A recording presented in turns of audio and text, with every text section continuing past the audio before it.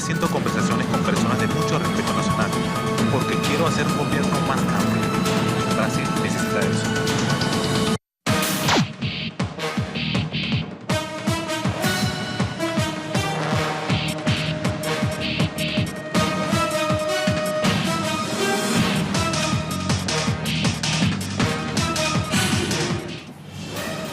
¿Cómo está? Inicia temas del día. Vamos de inmediato a revisar nuestra pregunta en Twitter para que participe en ella.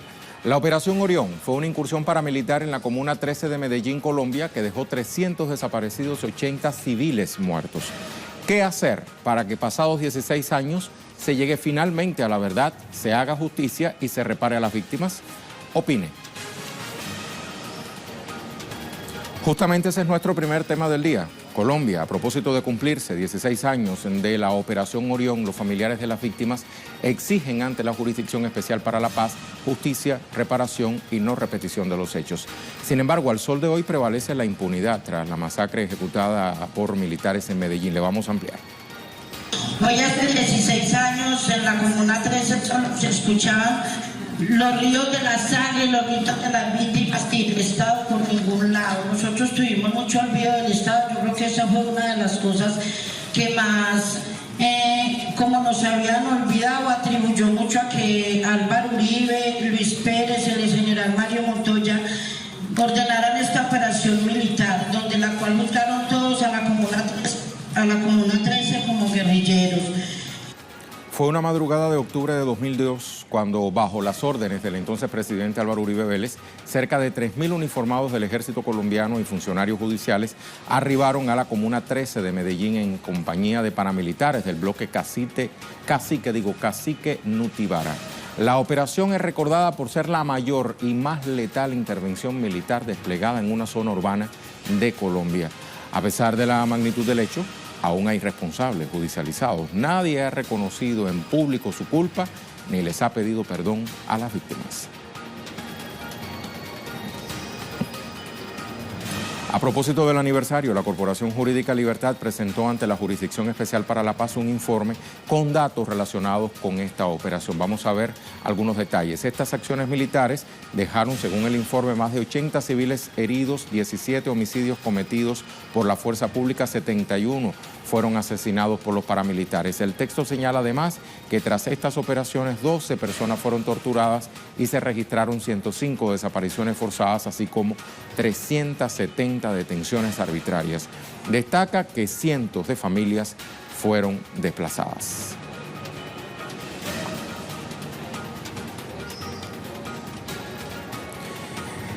Pero dejemos que sea Tatiana Portela quien nos tenga todos los pormenores desde Bogotá. Hola, Tatiana, ¿qué otros elementos contempla el informe y qué respuesta ha dado la JEP tras conocerse esta denuncia? Digamos, una respuesta preliminar. Un saludo para usted, Rey, y para los televidentes. Pues la respuesta de la Justicia Especial para la Paz, más exactamente de la Sala de Reconocimiento y Verdad de esta justicia transicional, es que los magistrados no cesarán hasta encontrar los responsables máximos de este crimen de Estado, este crimen de lesa humanidad, como se ha señalado. Lo que han dicho ellos es que este proceso, pues lo que tiene que garantizarle es la verdad, las garantías de no repetición y la justicia a las víctimas. Y frente a eso hay que decir que en la justicia ordinaria este hecho atroz hasta ahora iba en fase preliminar. Es por eso que las víctimas esperan que con la entrega de este informe a la JEP se pueda avanzar y llegar a los máximos responsables. Y es necesario aclarar que en este proceso solamente se encuentra vinculado el general en retiro Mario Montoya, quien adicionalmente, hay que decirlo, mañana comparecerá ante la JEP, no solamente por la operación Orión en el año 2002, sino por las ejecuciones extrajudiciales, las investigaciones que cursan contra él por los falsos positivos, como se le han denominado, las ejecuciones extrajudiciales. Lo que han dicho también las víctimas y lo que han denunciado adicionalmente ante este informe que entregaron a la Justicia Especial para la Paz es que lo que se viene presentando hoy en la Comuna 13 de Medellín es lo que hace 16 años se repitió con la Operación Orión. Ellos lo que sostienen es que lo que se viene presentando allí es un control territorial, en donde hay alta presencia de grupos paramilitares y donde han quedado en disputa ellos como la sociedad civil en medio de estas confrontaciones. Lo que piden estas víctimas a las autoridades o al Estado colombiano es que no se vuelvan a realizar este tipo de incursiones paramilitares como las que se cometieron hace 16 años en la Comuna 13 de Medellín, Rey. Excelente reporte, Tatiana. Muchísimas gracias. Hasta pronto. Tatiana Portela, directamente desde nuestra corresponsalía en Bogotá, Colombia. Traemos a colación de qué va la Jurisdicción Especial para la Paz. Es el modelo de justicia transicional que forma parte del componente judicial del Sistema Integral de Verdad, Justicia, Reparación y No Repetición, acordado entre el gobierno colombiano y la otrora guerrilla de las FARC-EP, hoy partido político. Fue creada con el acuerdo final para la terminación del conflicto y la construcción de una paz estable y duradera, suscrito entre las FARC-EP y el gobierno de Colombia. Tiene la función de administrar justicia de manera transitoria y autónoma. Deberá conocer entonces de forma preferente sobre las demás jurisdicciones y de manera exclusiva las conductas cometidas con anterioridad al 1 de diciembre de 2016. Deberá igualmente conocer las conductas consideradas graves infracciones al derecho internacional humanitario o graves violaciones a los derechos humanos.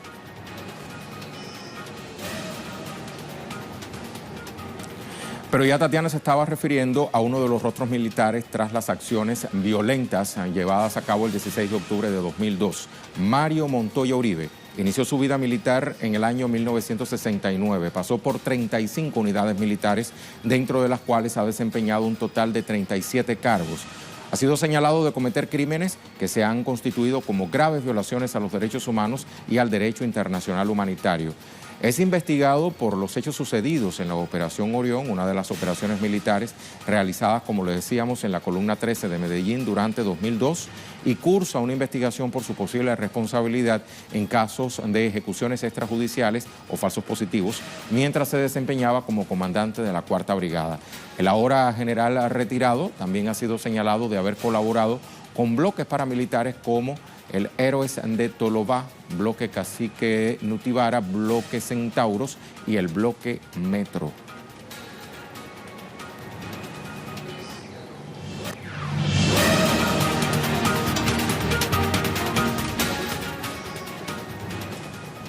Aquí tenemos entonces nuestra pregunta del día. La Operación Orión fue una incursión paramilitar en la Comuna 13 de Medellín, Colombia, que dejó 300 desaparecidos, 80 civiles muertos. ¿Qué hacer para que pasados 16 años se llegue finalmente a la verdad, se haga justicia y se repare a las víctimas? Opine. Nuestra imagen del día nos muestra un fotoreportaje de la agencia noticiosa Sputnik, en la que muestra lo que el medio considera son los pasos ferroviarios más hermosos del mundo, que figuran desde Rusia hasta la India. Con estas imágenes marcamos la pausa.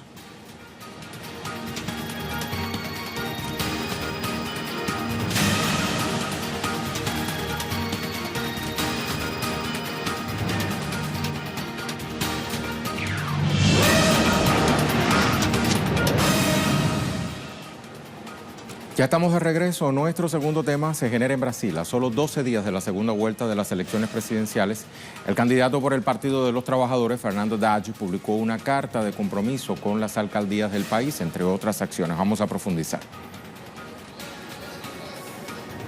Y de una vez tenemos el reporte con André Vieira para que nos hable justamente de esa carta. ¿Cierto, André? Cuéntanos más, por favor.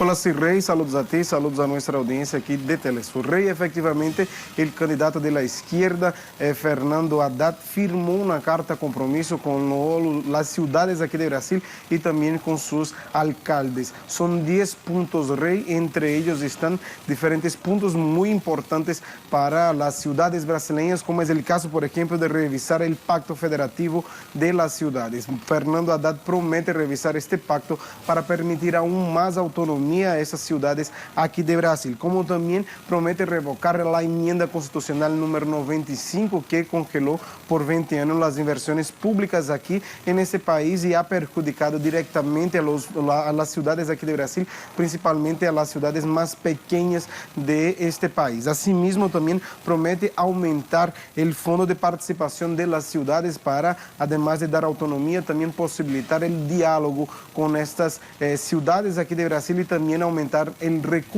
los recursos que van desde el gobierno federal para estas ciudades. Asimismo, también reforzar la cuestión de la salud por medio del Sistema Único de Salud, aumentar el dinero para la salud aquí de este país, facilitando así la vida de las personas que viven en las ciudades y principalmente en las ciudades más pequeñas. También habló Fernando Haddad en esta carta compromiso de educación, de seguridad, de vivienda, iluminación, movilidad y por fin en el gran área de cultura, deporte y ocio, donde también reafirmó su compromiso con estas ciudades. Por aquí, Fernando Haddad también continúa denunciando que Jair Bolsonaro, el candidato de la extrema derecha, fue uno de los diputados que votó justamente por esta enmienda constitucional que congeló por 20 años las inversiones públicas. También fue el diputado que aprobó la reforma laboral aquí en ese país, que ha perjudicado a los trabajadores de Brasil, como también fue el diputado que ha votado contra el derecho de los trabajadores domésticos aquí de este país. Por otra parte, también Fernando Haddad está exhortando al candidato de la extrema derecha que participe de los debates y así pueda dialogar con la población sobre las distintas propuestas aquí en este país. Y en el día de hoy también Fernando Haddad, en una rueda de prensa, calificó de una victoria histórica el hecho del Tribunal Superior Electoral haber determinado la retirada de una noticia falsa contra Fernando Haddad de que cuando ministro de Educación aquí de Brasil habría creado un kit gay, lo que ha sido calificado como una noticia además de falsa, una noticia también que busca perjudicar a este candidato de forma con noticias mentirosas por aquí, y el Tribunal Superior Electoral ha determinado en el día de ayer la retirada de esta noticia falsa. Esas son algunas de las informaciones por aquí, Rey, y continúa esta campaña de cara a estos comicios electorales que serán realizados ahora el próximo día 28 de octubre. Adelante, compañero. Muchísimas gracias, Andrés. Justamente sobre esto último que nos decía nuestro compañero desde Brasil, tenemos la reacción de Fernando Haddad. Vamos a ver. Es una lucha de años que fue vencida ayer y espero que la prensa registre, porque fue una mentira que se divulgó en varios espacios, en la iglesia, en sectores de personas de valores.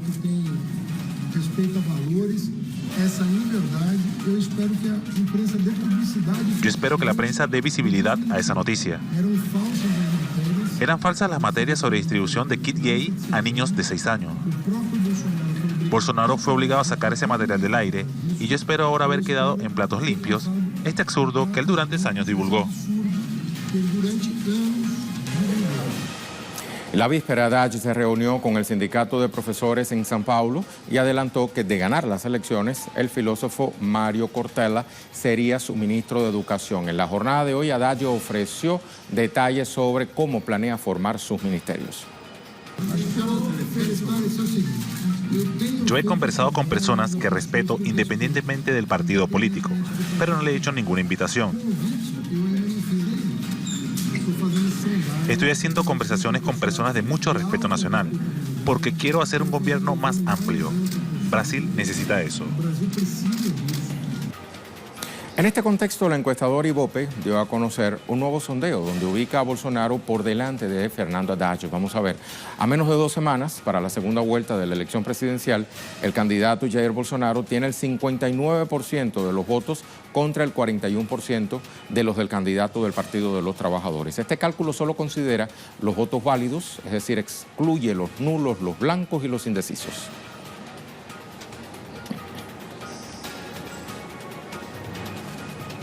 Le hablamos ahora de otros temas que también son noticia este martes. Para eso revisamos las cuentas Twitter de nuestros corresponsales.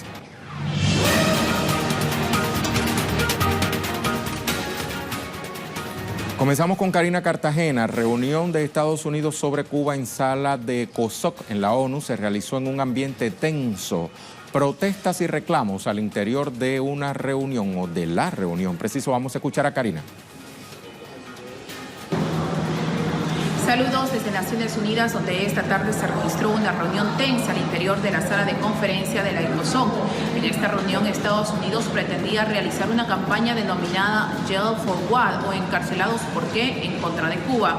Cuba denunció la intención de Estados Unidos de utilizar el nombre de la ONU para lanzar esta campaña en su contra, considerando que es una violación a la Carta de Naciones Unidas y la utilización de las salas de conferencia, así como también un acto en contra de un Estado miembro. El ambiente de la reunión fue tenso, casi nunca visto en la sede de este organismo internacional. Al inicio de esta reunión, los delegados estadounidenses pretendieron impedir que los diplomáticos cubanos estén presentes. Además, miembros de la seguridad de Naciones Unidas retiraron de la sala a representantes de la sociedad civil. Estados Unidos contó con la presencia del secretario general de la OEA, Luis Almagro, como invitado, quien fue rechazado por los presentes al criticar al gobierno cubano. Esta reunión sobre Cuba se realiza a pocos días de que la Asamblea General de las Naciones Unidas vote nuevamente para pedir que Estados Unidos levante el bloqueo económico que mantiene contra la isla.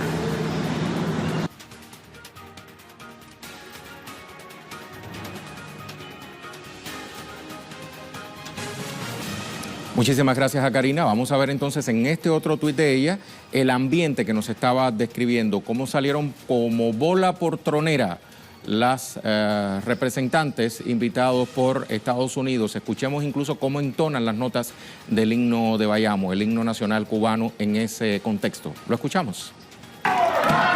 Se retiran de la sala de la ECOSOC el representante de la OEA, Luis Almagro, así como también diplomáticos estadounidenses. Una sala completamente casi vacía, donde muy poca presencia de diplomáticos de los Estados miembros de las Naciones Unidas.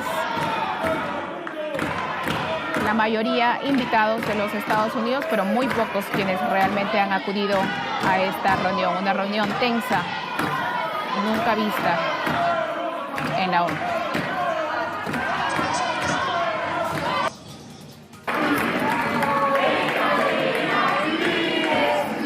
Grábame el himno. El himno, graba el himno.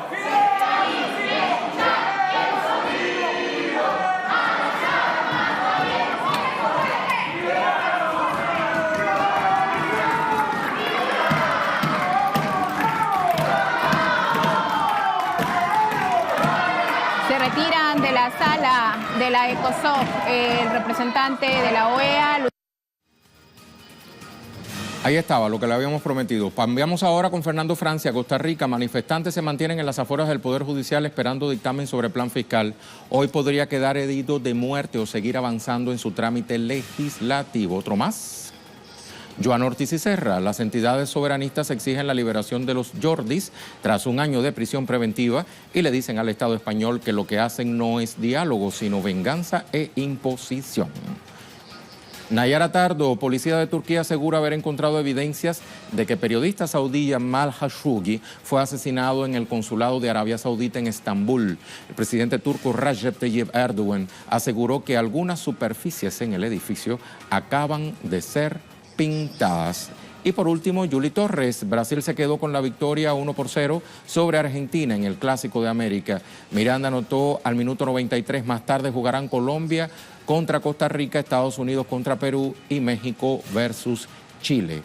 Así están entonces las cosas a través de la red social Twitter de nuestros corresponsales.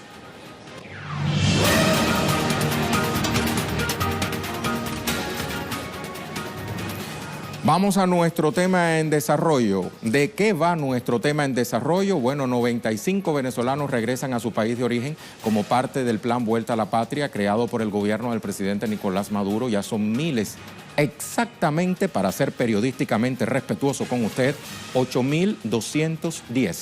Los que han decidido devolverse de esos lugares donde han sido maltratados, han sido víctimas de algún tipo de discriminación. Jaime Herrera nos tiene la actualización. Te saludo, Jaime, adelante. Hola Rey, ¿qué tal? Te saludo desde Lima, aproximadamente a las 12 del día, con 30 minutos, partió el vuelo de Conviasa que lleva, tal como lo has dicho, ya 94 venezolanos más que se suman a este séptimo vuelo del plan Vuelta a la Patria y que estarían arribando a Caracas a las 5:30 horas de esa ciudad caribeña. Cabe indicar, como lo has ya referido tú, Rey, son varias historias las que nos contaban durante este proceso de ir al aeropuerto, las historias de por qué es que han decidido regresar a Venezuela. Muchos de ellos dicen que tenían esperanzas de encontrar un mejor futuro acá, mejores oportunidades, trabajo, bienestar e inclusive acceder a los servicios de salud. Sin embargo, lo que han encontrado es, sí, trabajo, pero explotación laboral.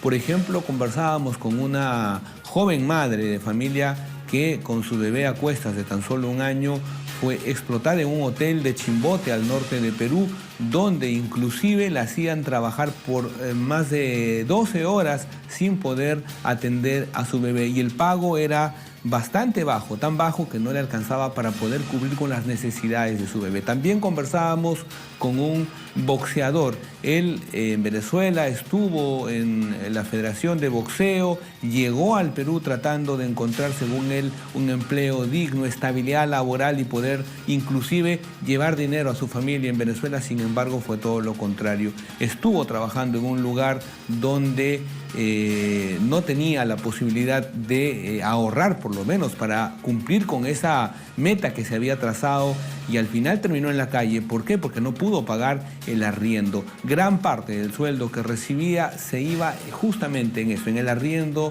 de la vivienda. Terminó en condición de calle. Son varios que tienen esa misma condición. En esta oportunidad están viajando 17 niños.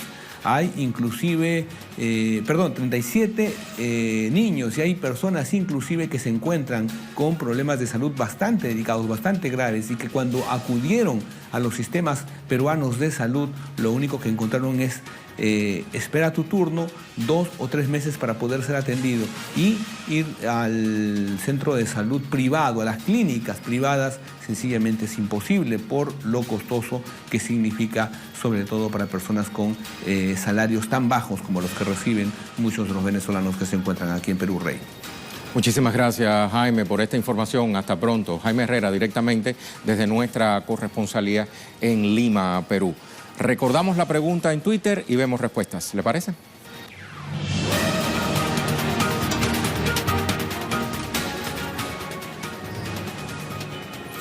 Al inicio del programa le preguntábamos, antes le dábamos un contexto, diciéndole que la Operación Orión fue una incursión paramilitar en la Comuna 13 de Medellín, que dejó 300 desaparecidos y 80 civiles muertos.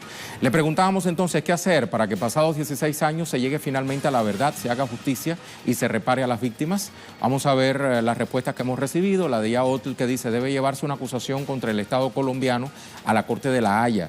En Colombia no hay castigo contra los asesinos de lesa humanidad. Baste ver el caso del rey Paraco Álvaro Uribe, dice Yaotl, actualmente. Por eso se distraen tanto en Bogotá con Venezuela.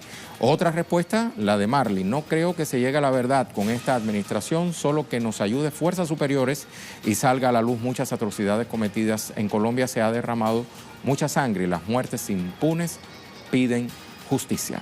Gracias por su participación. Lo dejamos entonces con el video web del día. Son producciones audiovisuales que puede conseguir compiladas en la cuenta en Facebook de Telesur.